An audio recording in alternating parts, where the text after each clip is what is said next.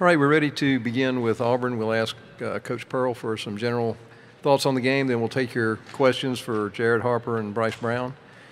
And then we'll excuse them and finish up with Coach Pearl. So, Coach, would you begin? Just want to start off by congratulating Chris Silva. I think if Frank Martin wanted to put a picture of a player up that said something about South Carolina basketball, my guess is it come pretty close to Chris Silva. He didn't come to South Carolina as a first-team all-conference player, but he certainly became one, and he was the face of South Carolina basketball. He plays as tough, as hard, as physically. He is the entire game plan when you're preparing for the Gamecocks. So I want to congratulate him and Hassani Garrett, Trey Campbell, the seniors. They're not done playing basketball, but it's always great to compete against those guys. Very proud of these two guys here. Jared Harper stuffed the stat sheet. He had 27 points, but he also led his team in rebounding. He led his team in assists. He led his team in so many ways. And you cannot beat a South Carolina team that extends and puts that much pressure on you without a great point guard. They just didn't have anybody that could stay in front of him. And as far as Bryce is concerned, he made 5 bombs. Okay, he could have made 15.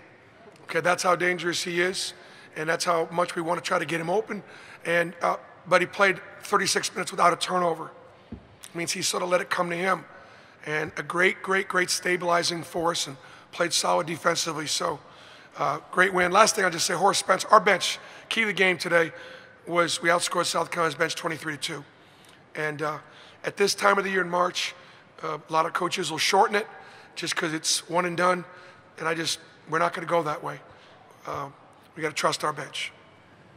All right, we'll take your questions for Jared and Bryce. If you'll raise your hand, we'll get a floor microphone to you. And please remember to direct your question to a specific player. Let's go ahead and start on the aisle.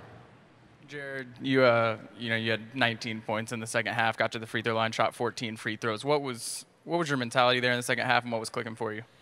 Just trying to continue to get downhill and transition in the half court. I think a couple possessions I was able to get the rebound myself and take it end to end, able to get to the foul and able to make layups. So just coming to the game, coach wanted us to push the break, whether it's a made basket or a missed basket. We're a better team when we're out running in transition, so we were able to do that tonight.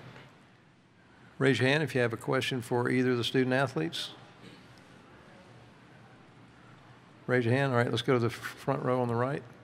This is for Bryce. Talk about defensively, the job you guys did the second half. I mean, it was a tie game. You guys were able to kind of lock down there, especially on the perimeter. I know Silva got his, but talk about the job you done on the rest of the guys. We know they have a couple shooters, and that was part of the scouting report, pressing up on the shooters, making them drivers. Thing with Silva was just making the wings catches hard, so it would be a long pass into the post area. And so our job as guards, me, Jared, and Samir and Malik, was just to frame the guys on the wing and just not make the passes a little tough, so they wouldn't be so easy to get to Silva. And I think we did a pretty good job of that later in the game, second half particularly. Okay, let's take a question on the right side on the aisle. Bryce, what makes Jared such a special point guard and player? Just because he's able to do everything pretty much. I know he kind of makes it look easy when it's late in the game, 3 minutes left, a lot of pressure on the line, and when you have a guard that's just able to, just get past his man at will, like easy. That's not a real easy. He just makes it look easy, and he gets to the free throw line, knocks the free throws down. That just comes from being experienced and just going to work ethic. And he's in the gym every day working at it, and that's why he's such a great player. Yeah. Other questions for either of the student athletes? Raise your hand. Last call. All right, we'll excuse the student athletes. You can return to the locker room. We'll continue on with questions for Coach Pearl. Raise your hand, and we'll get a floor microphone to you. Let's start right on the front, on the right. Coach, I know you just talked about the bench, 23-2. And talk about Horace Spencer. I thought one of the bigger shots of the game was the three he hit. You've been teaching him how to do that? I've not been teaching him how to do that. Maybe Marquise Daniels or Wes. interesting that we are a team that we encourage our guys to shoot when they're open. And we try to bring the 3-ball into Horace's game this year. Spent a lot of time in the summertime working on it.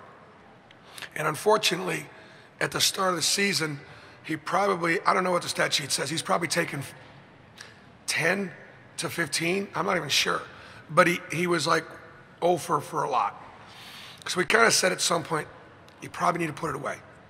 You just couldn't get it. It's going to be in his game as a professional, it is. But you got to find a way. And the shot was in rhythm, it was inside out, it looked good for the minute it left his hands. It gave our bench a chance to laugh and lighten the moment up a little bit. And, I'm happy for Horace. But the story is this. You got to go to your strengths and stay away from your weaknesses. That's not his strength. But he'd been putting in the work. He shoots a ton of them. And, look, we set an SEC record all time for the most threes. We don't just make a lot of them. We shoot a good percentage. And we work at them really hard. And part of it is I love when bigs can face. Like what Silva's done, adding that ability to his game. You talk about hard to guard when your center can go out there and really, Anthony McLemore has proven that. We need it to get back on track for us to continue to advance in this tournament. Question on the left side on the aisle. Bruce, you guys were plus 16 in Chris Silva's 5 minutes when he wasn't on the floor. What were you guys able to take advantage of in those 5 minutes? He is a very special, very impactful player. He protects the rim all by himself. So let's just say we've got matchups out there and we can attack those matchups. Well, congratulations. Meet Mr. Silva at the rim and life's going to change. So much of what they do offensively goes through him. And the other thing, keep in mind, South Carolina is still shorthanded. Like us a year ago, they come into postseason play. Lawson is just now back. He's only able to get 13 minutes. They had some injuries early in the season. They had lost a few games at the end of the year because they went to Missouri and had like 6 guys, 7 guys. So I lived it a year ago. And obviously the fatigue, you look at the minutes, 34, 37, 35, 36, 35. They had 5 guys play very heavy minutes. And it was a factor at the end of the game. There's a question in the middle on the left. Bruce, you mentioned the record for three-pointers. What does it mean to have that record for your team? Auburn basketball probably doesn't have many records in the history of the SEC, but we got one now. And I just think we're honored to be here. We are honored to be in a semifinal of the SEC tournament. We worked so hard to try to put ourselves in that position, but you got to do it. You got to do it. So, they'll certainly remember guys like Jared Harper or Bryce Brown. D'Angelo made a couple of big shots. Samir made a couple of big shots. And, a lot of guys. It's hard to guard when you can spread the floor like that. Let's go question on the middle aisle. You got Austin Wiley in there for a rotation. What did you see from him, and how important was it to get him back out there? We were in deep foul trouble. And I didn't want to get in any deeper foul trouble. Austin has had a contact practice this week. He did great. He is not ready from a standpoint of able to perform, but he's not injured. And so it's really hard to have him out there and expect a ton from him. But he's a great teammate. He wants to help his team, be out there. He's a part of it. And, I think had we put him in a rotation, it would have meant less Horace Spencer. That probably wouldn't have been a good thing. So Austin is available.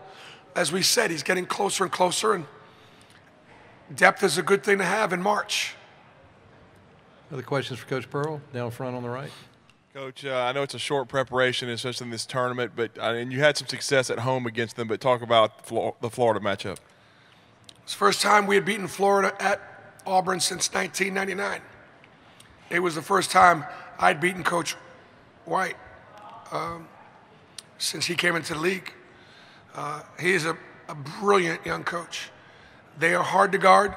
They switch a lot, so we're going to have to find ways to to be able to score on them. They're a dangerous team too because they spread it. And they're a very unique defense. Who switches 1 through 5? Very unique. So we played well. We played very well at home in our victory. So it was a great win for Florida over LSU. And so I don't know enough about yet, comment much more. Got time for maybe one more question for Coach Pearl. Anyone? All right, let's take it right there on the left. Bruce, you've talked about having Frank having your number in the past. Did you say anything to him after the game about having his number this time around? No. You don't take any pleasure in beating a friend. Had we lost, I'd have been really happy for my friend because it would have been a win that might have helped enhance their resume and get him in a tournament. South Carolina is so fortunate to have him as the leader of their program. If he had a couple more healthy bodies, he still would have my number. Thank you.